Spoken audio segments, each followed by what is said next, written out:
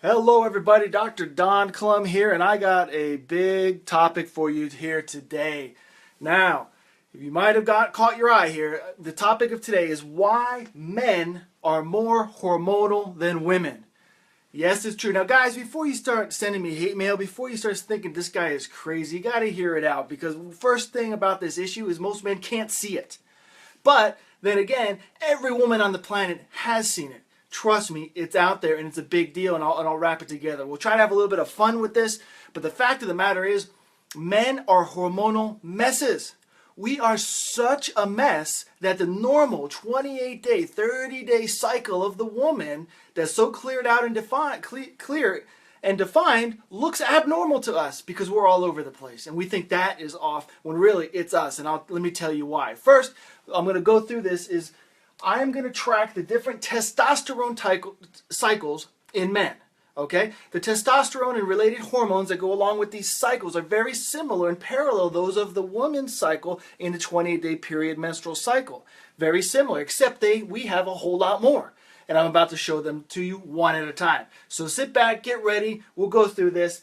The 9 testosterone cycles in men and why men are way more hormonal than women and what we can start to do about it. All right, here we go. Number 1, the first of the men's testosterone cycle is hourly. Yes, you heard me right. It's hourly. Every 15 to 20 minutes, a little mini cycle of testosterone happens in a man. Hourly. Every hour on the hour. Pretty good, huh? Daily. Yes, testosterone cycles overall, the macro scale change throughout the day. Testosterone levels are higher during the morning and lower in the evening. That's why men, when they're healthy, hormonal, and so forth, wake up with a little bit of a surprise in the morning every morning. And towards the afternoon, early evening, they start to hit a slump before they kick in again. It's a natural daily cycle there with men. Then we have a monthly cycle. And this monthly cycle has no rhyme or reason. And every man will be different and they don't sync up like women's do. So good luck trying to predict this one, but there is a monthly fluctuation that happens as well. Yearly. If that was enough, we have a yearly cycle. Our testosterone levels rise to the highest in October. Pretty interesting. When do you think it's the lowest? April, which I found very counterintuitive considering that's spring and what we learned about the birds and the bees and the rabbits and the trees and all that kind of stuff. It's the opposite, but that's the truth. Highest in October, lowest in April. Go figure. Puberty. Of course, we know that the testosterone cycle will surge many, many times greater than it was prior to puberty, and it'll come back down post-puberty. But puberty, if you have a teenager in your house, man or woman, you know, I have 2 and 1 more on the way. Wish me luck. There's a major hormonal swing in there, and puberty is definitely one of the cycles in a man's life. Moment, as in moment to moment. This can be triggered at any given time. Unlike women's cycles, men's testosterone cycle can be initiated like that. For example, if you put 2 men together and you put a game in front of them, you put a competition in front of them, they get competitive at all, testosterone levels will change. If there's men together and a pretty woman, if they're heterosexual men, walks by, or maybe in a bikini or something to the sexual nature, their testosterone levels will change. So they can change moment to moment at any given time. Andropause, or is similar to women's menopause, but they call it for men, male menopause or andropause is what they call it. So at that later time in life, it can happen anywhere really, from 40 to 60 or any time later. There's really no set time. It's not as clearly defined as a woman's menopause, but there is a later in life set of swings that come along with our cycles. And then food. Every single time we eat, we drop some testosterone. Did you know that? Mainly because of its relationship with insulin, which is interesting, which I'll get to you in a second. But we drop testosterone every time we eat. That's why when men are trying to build muscle, build muscle, lose fat, there's been books on that. There's tons of books. If you guys haven't noticed, this is my bookshelf in my laboratory, as I call it. I probably got 700 books on here. I've read about 90%. Down here I have the ones to be read, and over on my books, on my stand over there, I have the ones that I'm currently reading. And I probably have 8 books on testosterone diet, low T, why men die first. We have things like the irritable man. We have andropause in men. We have Mr. Mean right here. All these different things that talk about the male hormone cycle and testosterone. And one thing that's really, really overlooked is food. Every time you eat, you drop testosterone. So again, 5-7 meals a day because you think you're going to bulk up and you're going to get tough guy or burn some fat. Every time you do that, you're dropping testosterone. People are paying money to inject that into their butt to get that artificially, and you could have it all day long if you didn't interrupt it with eating. So for men, when we're really getting into a hormonal one-on-one type of program, we can even go to eating 1 time a day.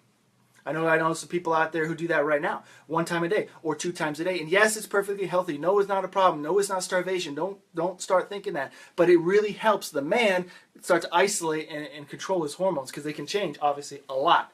So, moving on. Stress. Cortisol and testosterone have an interesting relationship. We already talked about testosterone and insulin, and watch the previous videos if you want more on insulin. And don't worry, this is just a little breakup in the discussion. We'll go back into insulin as we move forward. But food, insulin, and testosterone, kind of inverse relationship. Stress or cortisol, testosterone, kind of an interesting relationship.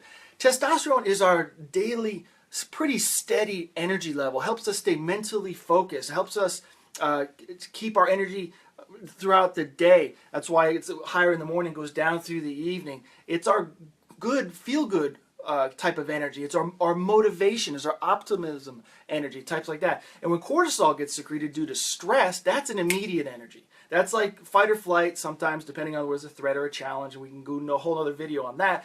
But when cortisol is secreted, you get a little bit of blood sugar, you get a little insulin, and it piggybacks, and man, now you got testosterone going down because we don't need that steady, regular energy. We need a quicker boost of energy or for either stress or anti-inflammatory or so forth. So cortisol and stress has a big relationship with testosterone. Here's the deal. This part is really, really important because what's ended up happening is we have seen a cultural acceptance of this issue of male hormonality, of men being hormonal creatures, even though we don't call it that. We call it an overachiever. We call it a type A personality. We call it an entrepreneur. We talk about a provider. We put all these names to it that almost sound good when really the hormones are off, and it could be interpreted as a form of mild to moderate male depression. That's where the book, The Irritable Male Syndrome, came from. That I've been doing work with. I'm going to focus a lot of my PhD work that I'm studying right now on this topic, early to moderate depression in men. And here's where Mr. Mean came in. And it really is a significant issue, guys. I know you don't want to hear it. Yes, you're more hormonal than your women. Your women have been telling you this for a while. You've been blocking it out. They've been right. Sorry, I live with this too. I first started studying the irritable male syndrome and the hormonal man, so to speak, for a gimmick of marketing. Because I was doing a presentation for a bunch of practitioners, and I thought it was a great topic, and it would get some butts in the seats, right? Little did I know, it was very interesting. Not only was I studying this, but I was a member. I'm not just a president, I was a member. I went through the checklist with my wife. I'm reading through the checklist going, oh, that's interesting. I think I have some of these, da-da-da-da. Then it says, ask your wife if she thinks you have any of those. I'm like, all right, wife, what do you think? Do I have any of these? And I started reading through them, and she looked at me like this. She's like, I'm like, what's going on? She's like, what's going on? Why are you doing this? I'm like, I just want to know. Just tell me, do I have any of these? And I read through some more, and she answered, and she's looking at me funny. And I'm like, listen, wife, what's the deal? She's like, are you setting me up? I'm like, no. And it turns out I had a lot more than I thought I did. And then this is when it got real. I asked her, do these certain characteristics show up in my relationship with my kids? Reality time, my friends, because it did. I was a hormonal man. I had the irritable male syndrome, whatever you want to call it. I was expressing that. And whether it was mild to moderate form of depression or not, I don't know. I was in it, and I didn't want to be that. So that gave me new, fired up motivation to find out what this is. And guys, if you don't think this is real, ask your ladies. Look, I found this. I was book shopping, which I do every week.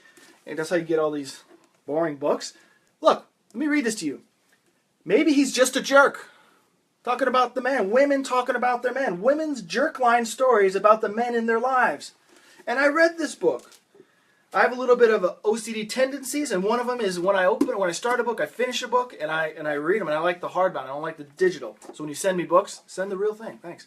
So as I read through this, these are some pretty nasty stories from women to men about things that they do, all being hormonal, being irritable, being angry, becoming a grumpy old man earlier in life. That's not okay. That's not a natural progression. Something is wrong. And one of the symptoms, and this is a hard one to work with, is that the men can't see it, ladies.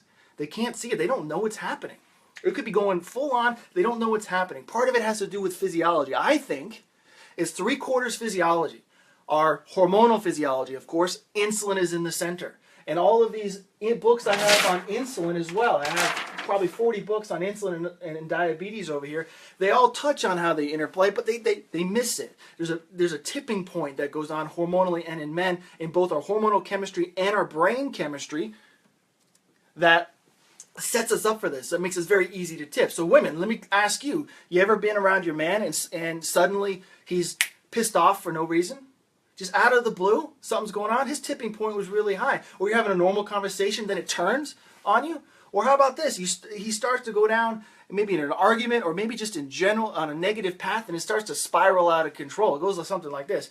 Yeah, well, you say that too, and you also do this, and the kids, they do this, and you never do this. Why do we even let them have that? And the cat, why did we get this cat? I didn't want the cat in the first place. It's doing this and this, and I shouldn't have got this house. We should have stayed in the apartment. We should have bought, not rent. And it just goes on and on and on, like a snowball is pushed down the hill, and the guy can't stop it. He might not even know he's in it. It's almost like a psychosis. Does that sound familiar to any of you ladies out there? If it does, I can't see it, but put it in the comments because I want to see this. I want your natural testimonial of whether this happens, because honestly it's a real thing, and the guy's out of control. Something's clicked and it's going, and it's very, very parallel with the addiction cycle in the brain, which is very interesting, because then you can start to find out why some guys do this and do this and do this over and over and over, even when they don't want to. I catch myself in the middle of that, and I can't stop it sometimes.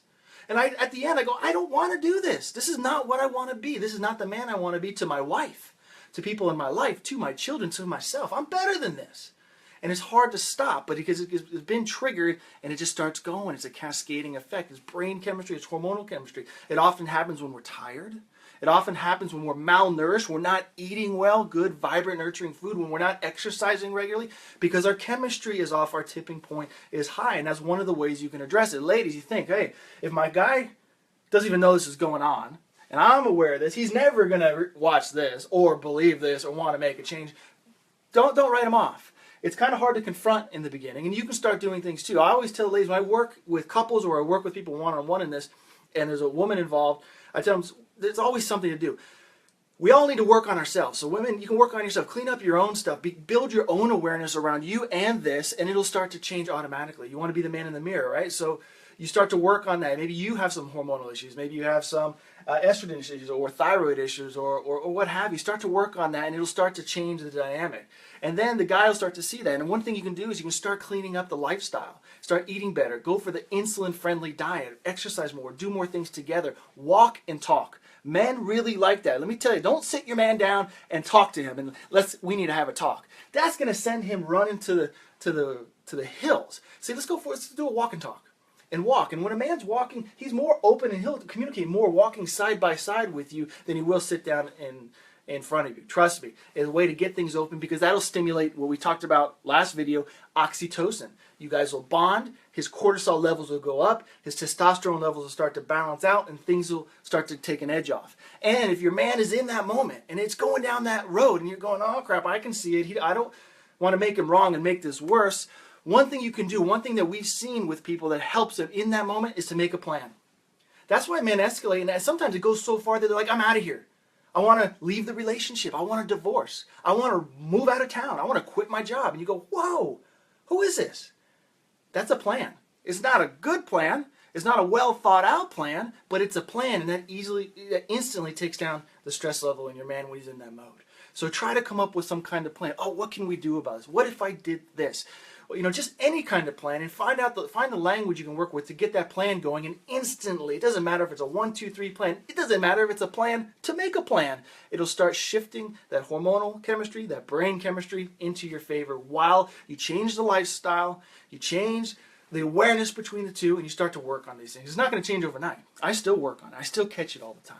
And so it's something to work on. But it is true. Men are way more hormonal than women, and they have to be. It comes down to their central nervous system and their neural tone and response to fight or flight and the way we are built. And I'll do a whole nother video on that. The fight or flight expresses different in men than women. And so keep that in mind. That's part of what's going on. It's natural, but it doesn't have to be terrible for everyone involved. The guys don't want to be like this. The women don't want like this in their lives. Obviously, there's books like this out there. There's irritable male syndrome. There's the Mr. Mean, the angry man, the testosterone.